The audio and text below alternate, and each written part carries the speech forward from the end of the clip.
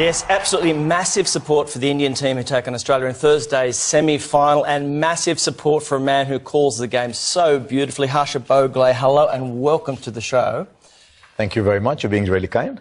Stats, there's so many stats in cricket in this World Cup. You see them pop up all the time. So I've got an interesting stat for you. In 1992, you were voted as the sexiest voice on Australian radio. I don't know if it was a vote, but it was a rig. I don't know. All I know is there's a lady who wrote it. Really? And nobody had ever, and sadly thereafter nobody has ever, used that adjective about me. Really? Whether it's the voice or whatever. So I've got a clipping of that back home, and I look at it from time to time to see if it's for real. Are you Susan Kurosawa? Ah, Susan Kurosawa, who was the writer. I've been trying to meet her ever since. Australia. Were you surprised at all? I was. Not her embrace, okay. but the embrace of the Australian public when you were doing that call? I am, actually. I still wonder. Maybe it's just a different accent. I don't know what it is, but I like the fact that you can come hard at Aussies, like I am at Crash at some point. Yep. And they don't seem to mind. They come hard at you and your friends. I like that approach very much. I like the egalitarianism in Australia. So, yeah, it's good fun. There's another award. What, another game, wasn't it? Yeah, well, people, I don't think appreciate how big Harsha is in India. He's got about 2 million Twitter followers. And there was a talent quest, wasn't there, to find the new Harsha. And thousands upon thousands of people entered it, didn't they? Tell us about that. And did you go in it yourself? But no, I didn't. But Crash, we put up a poster. There's thousands watching in India. We've just got that many numbers. But yeah, I mean, we are 1.3 billion people now, so we'll get numbers whatever we do. But yes, it was very interesting. We were looking for a new anchor, and we had lots and lots of entries. Some of them doing really well now. So it was good to see. It was very difficult. I don't think I'd have qualified. And did you say you thought about sneaking in and doing your voice? No, actually, I'll tell you what, I was one of the judges, which is the best thing you can be. Because I remember that old Charlie Chaplin story, isn't it? He entered a Charlie Chaplin lookalike contest and came third. Can you imagine? Harsha, can I ask you, I mean, I'm just looking at you and hearing your voice. Polite. I'd heard lots about this program. Yeah. How's commentary changed over the years for you? Because Crash just mentioned your Twitter followers. I know you do a lot of stuff on YouTube, but when you started in the early 90s, I mean, you go back to Alan McGilvray doing that with a pen. It's come so far. I'm not that old. No, you're not that old, but how is it changing for you, like, to keep up with it? Television has changed more than radio has. Radio hasn't changed a lot, and thank God for that. I hope radio never changes. But television is getting a lot chattier. Earlier, we used to have the silence of Benno. Yeah. The silence, the gravity of Benno. We don't have gravity in a commentary box anymore. We're actually told to speak more than less. We used to pause every time the bowler was running into bowl because someone had to cut the highlights. It had to look good. No, now you talk more than less. Oh, I want to play you something from the radio then, with Kerry O'Keefe, who was another person who you obviously enjoyed spending some time with. Just have a listen. It's not the chili. Did you watch Skippy? Skippy? The bush kangaroo? No, listen, I come from India. Yeah, but we don't Skippy get kangaroos in everywhere. India. push to mid-wicket for a single. But two, actually. That's what Skippy said. See, it's good for Australia that it's put, you next to a person. At first, we think you obviously knew him as a cricketer, but that kind of weird behaviour. Did you embrace it? It's very easy working with Kerry because you're the spectator. You've got nothing to do. He's a one-man band. He tells his stories. He laughs. He enjoys them, and he goes on. And I played the ignorant Indian, and we sort of got along really well. But he'd throw these Aussie things at me, and I still remember there was this sort of mushy, romantic singer, Barry White,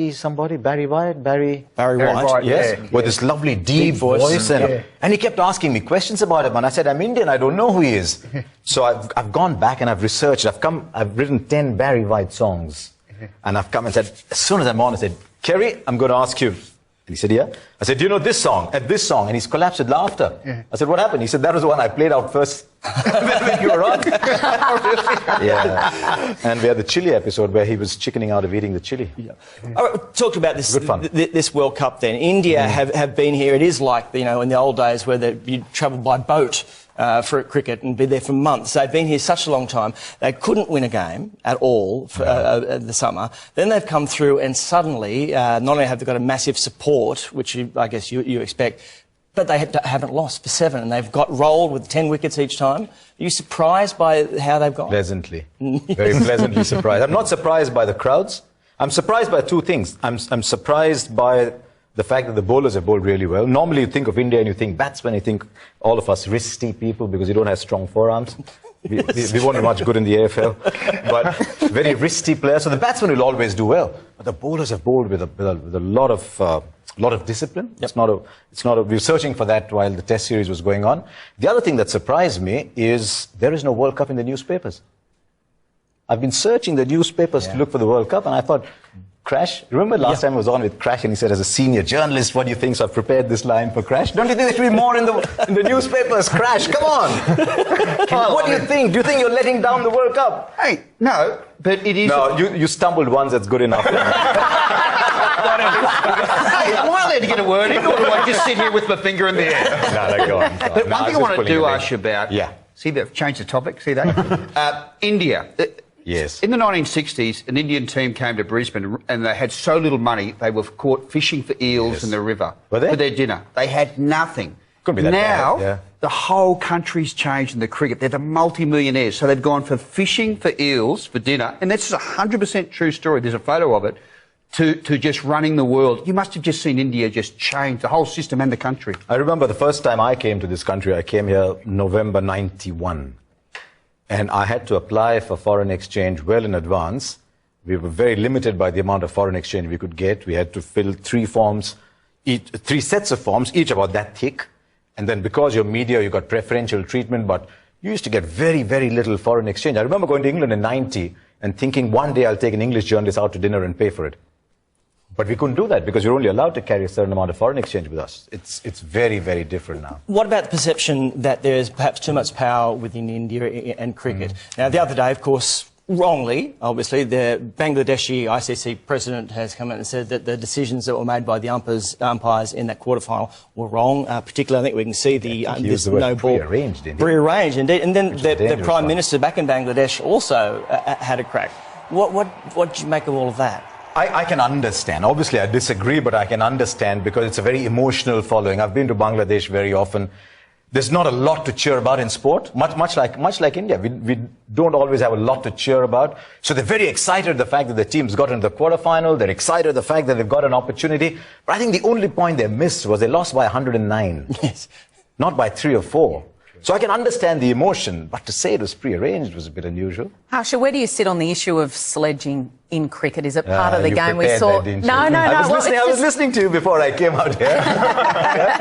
Crash told me to ask you this.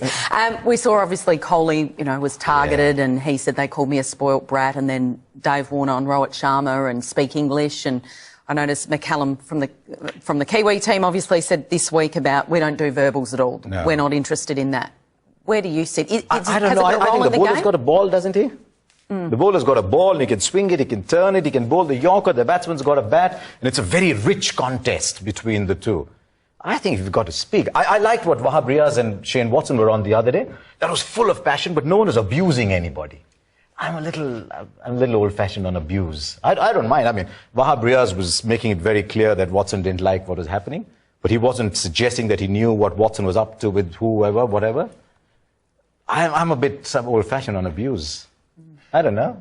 Silence all round. Harsha, I just want to ask, both your parents were university professors, and... That's not the reason, though. And I know you have a degree in chemical engineering and management, and you're the most experienced commentator probably in cricket itself. Are you the one person on earth who understands Duckworth-Lewis? And do you think it should be used if it came to a final or something like that? Where do you stand? Because, because it could decide the World Cup. I remember...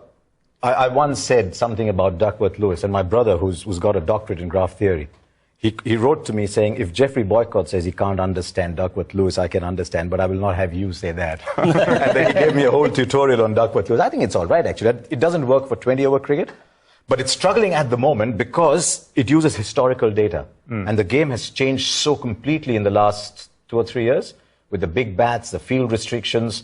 I think it's changed in the mind. When people think 100 from 10 is possible, they're likely to get it. Earlier, they didn't think it was possible. So maybe it doesn't throw up the best results. But you've got to find a system. I heard you talking about the 92 system. That didn't, oh no, I heard one you talking about on air. That didn't work too well either. So you've got to find a system. I think at the moment, Duckworth Lewis system in 50 overs is all right. All right, we need to say goodbye, but before we do that, Thursday night, Australia-India at the Sydney Cricket Ground. Who wins? Apparently, the Sydney Cricket Ground's been moved to Calcutta. Yes. There's a whole campaign to get more Australians wearing the colour. That's to answer Crash's question. What has changed is so many Indians are travelling, wearing their blue shirts and coming out. Yep. And I'm just sitting in my room and I'm laughing, saying, what Sydney Cricket Ground's going to have more Indians than Aussies? I think in the Fox coverage, you can actually you can press red to hear listen to Hindi. In Hindi. और ये बड़ी अच्छी बात है. For all those who understand Hindi, anyone listening, ये बड़ी अच्छी बात है कि यहाँ के रहने वाले भी थोड़ा हिंदी सुन पाएं. I do a lot of Hindi commentary, actually. You might hear a familiar voice on it. That is beautiful. All right, then. You still don't get a tip, India or Australia? I don't want to be popular here, but I think Australia start every match as favourites in this tournament. Favourites don't always win, but I think they start as favourites. Always liked you. Harsha Bhogle, thank you so much for joining us. Stay with us. Our champ of the week is up next.